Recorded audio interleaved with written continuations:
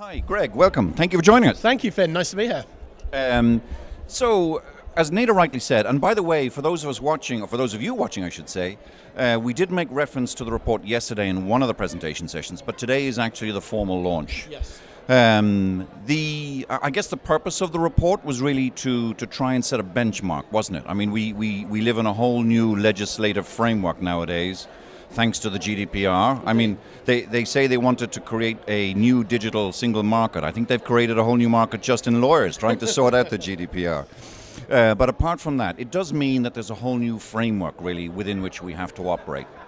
And clearly, we needed something to, to establish what that benchmark was and to give us some guidance. And you guys very kindly stepped up to the mark and did it for us. So tell us a little bit about what the work was. We did, Finn, that's right. And yeah, for us it was a really fascinating piece of work to get involved with because we put primary research back into organisations as a living.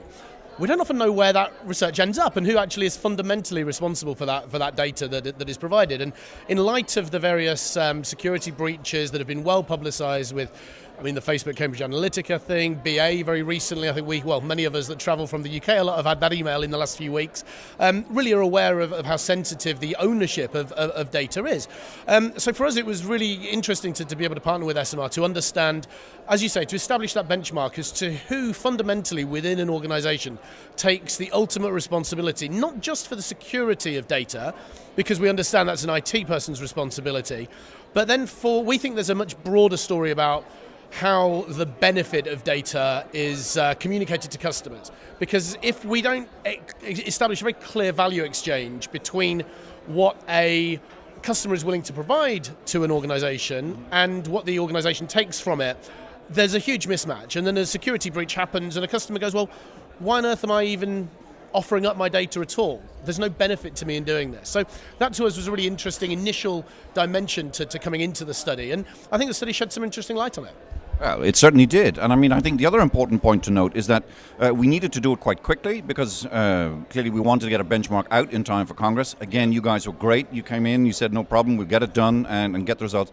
How many people did we manage to get? What kind of countries did we get to talk to? What was the structure of the survey this time? Yeah, so we spoke to over 300 people across the US, the UK and India, which for us was really important to get some sort of global flavour as well. The UK, obviously a hugely important market as the home of GDPR currently, but equally important to get that perspective on the other side of the Atlantic and also India, where there have been some major security breaches of biometric data, so the most personal data that has been breached in India. So it was really interesting to get the perspective of a developing market there as well. And talking to senior marketers as we did and IT decision makers, it was really useful to be able to gauge the difference between the marketer's perspective and that of the IT guys as well. And in fairness, I think that was one of the key strengths of the surveys, that we didn't just talk to anyone in the organization, we targeted it directly at the decision makers in a number of different functions within those companies. Absolutely, and different sizes of organization as well. We looked at large businesses and smaller businesses, and again, we might have anticipated that the larger businesses have, I guess, a more structured approach to handling data.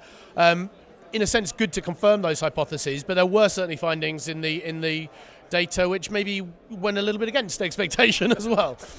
That's very true, and indeed there'll be a little bit more on that I think later on today, where we talk about how insights are perceived and how then data is handled. So it's kind of there's a chain of stuff that's going to be happening. Definitely. Now, but the results, however, showed kind of two things. There was some good news and there was some bad news, right? So tell us a little bit about the good news first. We always start with the good news, Finn. Always start with the good news. Yeah, no, the good news, certainly from a commercial perspective as an agency head, was that it's not just about the volume of data anymore. And I think there was a period maybe 5 years ago where big data it was on everybody's lips. No one quite knew what it meant, but there was just this general sense that the more the better. Let's just get as much of it as we possibly can and it will tell its own story. And I think what shone out of the report was that really isn't the case. Data's great, but you've got to have a point to gathering the data and some ability to interrogate it and understand the whys underneath it. And we found that 8 out of 10 of the respondents to the study, whether IT or marketing, were really focused on understanding why certain patterns were emerging in data rather than just gathering data for the sake of data. Right. And that for us is a great thing because people come to us with questions, and that's what we love answering as an agency. And indeed, it's really come through quite a lot over the last few months, where big data owners, and it can be irrespective of industry, have been coming to us and saying, look, we've identified a trend within our data.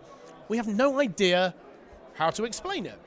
So an example that came about recently was a financial services company that came to us with a segment that they knew was high value that they couldn't monetize. And they'd spotted this trend in their data internally, just didn't know what to make of it. So for us, that was a great brief. Come to us, we'll go in, we'll speak to these guys, we'll understand a bit about their motivations, and these were sort of often loans and debt products, and so from that point of view, really interesting to understand their attitude to debt. And eventually we were able to go back to them and go, look, you're talking about debt as if we're representing this to a very low income market. It has to be positioned entirely differently for these guys, and that wouldn't have come about from a big data set. Right. So thankfully the survey is guiding, loads of people in loads of different ways, that's the case. Now, so clearly there's a huge perceived value in data. There's a huge perceived value in being able to use it. And I think we've got a report. If I can just take it from you, I'm just going to show it in front of the camera. This is the actual report which has been produced. It was made available yesterday. Very briefly, because we're running shortly out of time. Lots of good things, but lots of concerns. So give us kind of what the top concern was. Yeah, I think the top concern was from my point of view the fact that IT was so influential in holding data and being the primary people responsible for data. And I say that for two reasons. One, I think it's key that IT plays an important role. Of course it is. In order to protect data from data breaches, IT needs to play a really important role. But what we found is that there wasn't much liaison between IT and marketing. And so for me, what happens in a situation like that is that if there is a failure of IT and there is a data breach, what about the sort of PR effort behind that, the disaster recovery behind that? With the best will in the world, IT guys are maybe not the best to put on a public face and explain what's happened and what those ongoing benefits are. So we understand the need for high data security, but particularly in India and the US, we found that IT dominated the decision far to the expense of marketing and insight folks. So for us, that ability to react and really highlight that value exchange between customer and business is key. Okay. Now, I'm sure we've upset a lot of IT guys, by the way, by saying that they don't look after the PR side, which is not intended. But I think the point is well made that the ethics of data is probably far more better invested in other functions. Greg, it's been a great pleasure to have you along. Thank you so much. For the rest of you, don't forget to grab your copy of the report. It's a brilliant piece of work. And give Cadence a shout out. They were fantastic partners for it.